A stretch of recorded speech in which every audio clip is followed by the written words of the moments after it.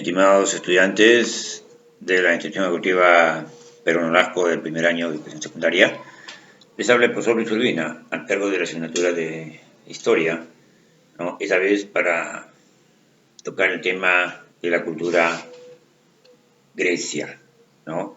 La cultura Grecia es una de las grandes culturas que ha dado muchos aportes a la humanidad, ¿no? Y se desarrolló en la península de los Balcanes, situada al suroeste de Europa, ¿no? Acá estamos, todo esto es la península de los Balcanes, situada, ¿no? En la península de los Balcanes. Y la cultura grecia tenía todos estos límites, ¿no? Y había una serie, pues, de pequeñas islas que también conformaban los dominios de la cultura grecia, ¿no?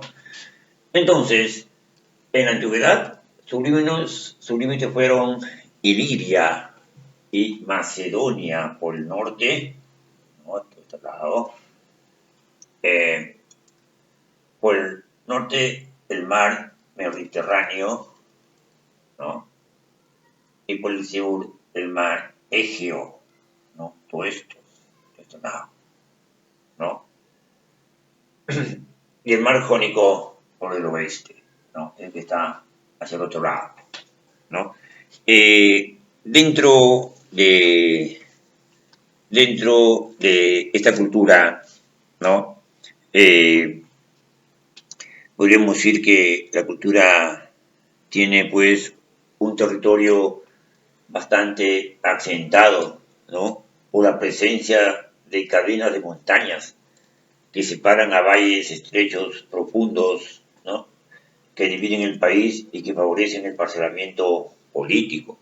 O sea, Grecia está, pues, una serie de cadenas de montañas y también había mucha separación, ¿no?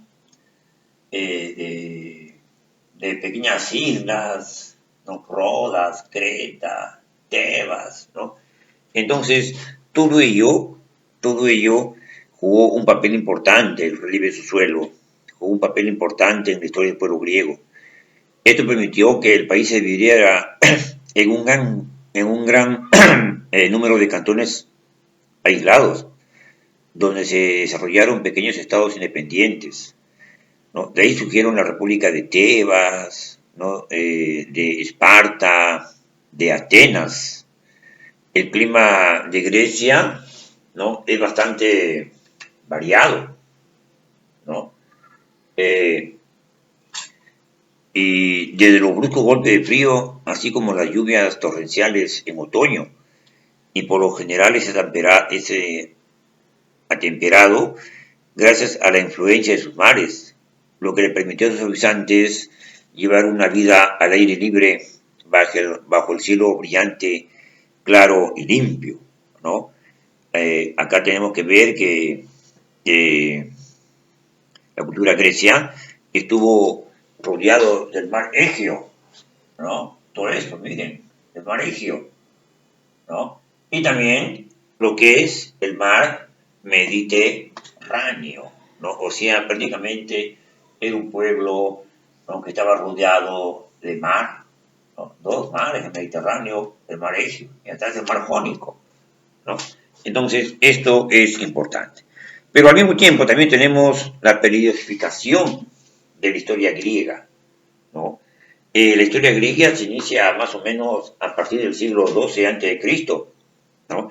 Y se prolongó hasta el año 146 a.C., en que los romanos la someten, ¿no? Y la convierten en una provincia de su imperio. Entonces, durante el periodo de este tiempo, los griegos desarrollaron su historia en tres periodos, ¿no? El periodo arcaico primitivo, ¿no? La Grecia clásica y el llamado periodo helenístico, ¿no? Que fueron periodos bastante importantes, ¿no? Dentro de ello, ¿no? Dentro de ello, el primer periodo arcaico o primitivo, ¿no? En esta época, ¿no?, del periodo arcaico primitivo, en esta época, eh, ya, ahí estamos. En esta época, el periodo arcaico primitivo, Grecia estaba ubicada más o menos entre los siglos XII y el siglo VIII antes de Cristo, ¿no? En este periodo Grecia vivió la época homérica, ¿no? Porque los poemas atribuidos a Homero, como la Ilíada y la Odisea, nos dan una imagen de lo que fue la Edad Media griega, un periodo oscuro y legendario de su historia. Luego tenemos la Grecia clásica, ¿no? La Grecia clásica o la Grecia también llamada del apogeo. Esta época de la cultura griega está ubicada entre los siglos 5 y 4 antes de Cristo y abarca los sucesos de las guerras médicas hasta la hegemonía de Macedonia. Este periodo del máximo desarrollo cultural de la Grecia, que fue la base pues de la cultura occidental, ¿no? Luego viene lo que es la época helenística, ¿no? La época helenística se desarrolló en los siglos 4 y siglo I antes de Cristo y comprende los acontecimientos ocurridos desde la muerte de Alejandro el Magno hasta la conquista de Grecia por los romanos. Y luego viene la edad heroica, ¿no? Esta edad heroica, a este periodo se le denomina edad heroica o también la edad homérica, ¿no? ¿Por qué homérica, no? Porque los poemas atribuidos a Homero, como la Ilíada y la Odisea, nos dan una imagen, aunque un tanto legendaria, de lo que fue la historia arcaico-primitiva griega. Y esto se caracterizó por el paso del régimen patriarcal, basado en el pastoreo, pues una religión misteriosa y primitiva a la vida urbana, como un desarrollo comercial e industrial y una religiosidad o una religión organizada, ¿no?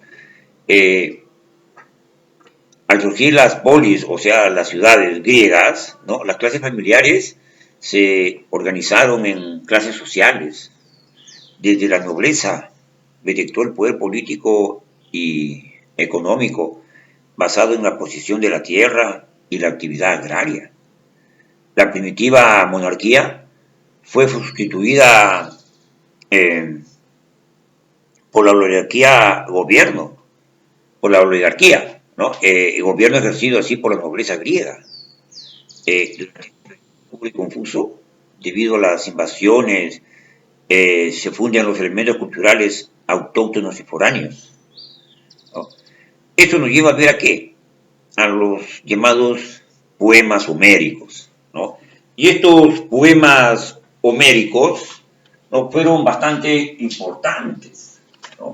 Estos poemas homéricos nos lleva a tener en cuenta lo que fue el caballito de Troya o el caballo de Troya, ¿no? Se conoce con este nombre de poemas, los poemas homéricos se conocen con este nombre de poemas homéricos a las dos grandes obras literarias de la antigua Grecia, ¿no? La Ilíada y la Odisea, ¿no?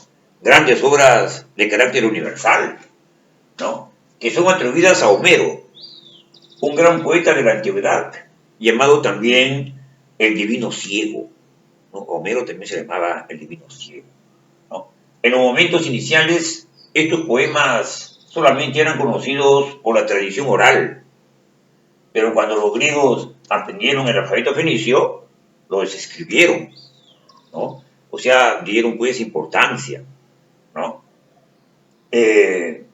Aproximadamente en el siglo VI a.C., el tirano de Atenas, Peristrato, ordenó la recopilación de los cuentos de los cantos de Homero, que se consideraban como una joya de la literatura universal, Y esto fue pues bastante importante.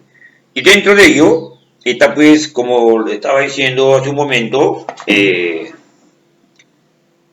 caballito de Troya, ¿no? El caballo de Troya, que fue el artífice, ¿no? El artífice del triunfo de los griegos, ¿no? Esto es importante. Y luego tenemos lo que es las instituciones panhelénicas, ¿no? ¿Qué eran las instituciones panhelénicas? ¿No? Bien. La institución panhelénica, pese a las diferencias políticas de los estados, existían vínculos nacionales que se identificaban como griegos. Y esos vínculos fueron la lengua, la religión, las inspectonías y los juegos panhelénicos. Esto fue bastante importante. ¿Por qué? Porque de acá se deriva pues lo que es el idioma griego. Y el idioma griego, ¿no? El idioma griego era lo que se hablaba en todos los países, ¿no? Con variantes indudablemente, ¿no? Dialectos, pero todos ellos, y de todos ellos fue el jonio, que fue la lengua literaria. El alfabeto griego tiene su origen en el de los fenicios, que después de mejorarlo le agregaron las 5 vocales, ¿no? Y eso es bastante, pero bastante importante. Luego tenemos nosotros lo que es la religión, ¿no? La religión griega. Y esta religión tuvo características, pues, politeístas, antropomorfas y panteístas, ¿no? ¿Por qué? ¿Por qué la religión fue politeísta? ¿No? Indudablemente porque rendían culto a muchos dioses, ¿no? Creían en los fenómenos de la naturaleza, ¿no? Como el sol, el aire, el mar, etc. Estos habían sido creados pues como unos seres, los consideraban como unos seres superiores, ¿no? Que tenían su morada en el Olimpo y a lo que ellos le llamaban dioses, ¿no? Entonces, dentro de ello, también decíamos que fue antropomorfista, ¿no? ¿Por qué fue antropomorfista? Porque los griegos, ¿no? Porque los griegos tenían la certeza de que sus dioses eran de forma humana, ¿no? Provistos de las mismas pasiones, virtudes y defectos que los hombres. Desde luego que los concebían mucho más altos, más bellos, más inteligentes y más felices que los hombres, ¿no? Y también se dice que fue panteísta, ¿no? Los griegos tuvieron una concepción de la religión panteísta porque rendían culto a los fenómenos de la naturaleza, entre ellos la luz, el sol, el mar, etc. ¿No? Y dentro de ello, los griegos también, dentro de su religión, los griegos tenían pues principales divinidades, ¿no? Las divinidades griegas se clasifican en panhelénicas o universales, en particulares o domésticas, y en semidioses o héroes, ¿no? ¿Y quiénes fueron los dioses panhelénicos, ¿no? O universales? Eran los dioses mayores a quienes rendían culto el pueblo griego. Y entre los principales estaba, pues, Zeus, ¿no? Considerado la máxima autoridad, padre de los dioses y de los hombres. Era poseedor del rayo. Era la esposa de Zeus, protectora del matrimonio y de todos los nacimientos. Era identificada como el cielo. Estaba Apolo, diosa de la verdad y protector de las bellas artes, se indicaba como el sol o la luz. Artemisa, diosa de la cacería, ¿no? Y de la naturaleza, era la luna, la diosa de la noche. Demeter, ¿no? Dios de la agricultura, control de los labradores. Dionisio, dios del vino y la predez, cultiva el arte dramático. Poseidón, hermano de Zeus, dios del mar y de las tempestades, ¿no? Anfitrite, esposa de Poseidón, diosa del mar tranquilo. Hades, reinado del mundo subterráneo. Hefaisto, dios del fuego y los metales. Atenea, dios del arte militar y la cultura. Afrodita, dios de la belleza. Ares, dios de la guerra, considerado como un tipo bastante sanguinario, ¿no? Estos eran los principales dioses panhelénicos o universales de la cultura griega, ¿no? Bien, vamos a hacer una pausa y regresamos con la parte final.